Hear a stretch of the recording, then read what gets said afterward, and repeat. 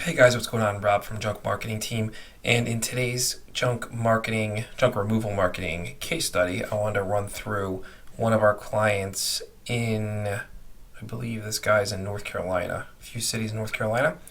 He's running on a budget of $80 a day, so you can see that right here.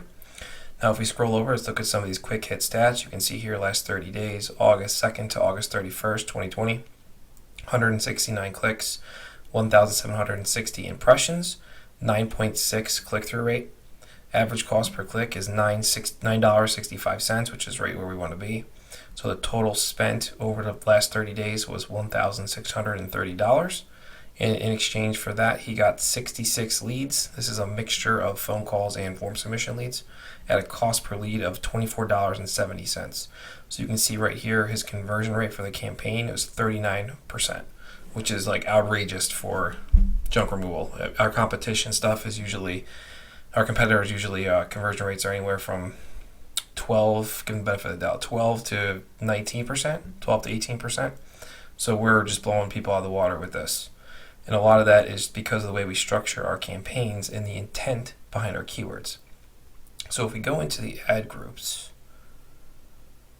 you'll see here if we sort by conversions, junk removal, generic, 39 leads from that ad group. Junk removal city names, so this guy's running in a few different cities. Obviously, I can't list the cities on here. 14 leads in city 1, 3 leads in city 3.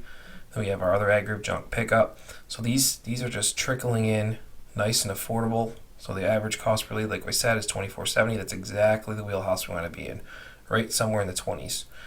Usually new campaigns when they first start out, we can see anywhere from the 40s to 50s, but that always comes down into the 20s with time. Now this guy, our goal for this is obviously to retain you guys. All right. So if you're not booking jobs, you're not staying. So to keep that in mind when you're looking at these campaigns, these clients are our clients for years. They don't leave because there's no reason to leave because they're booking lots of jobs.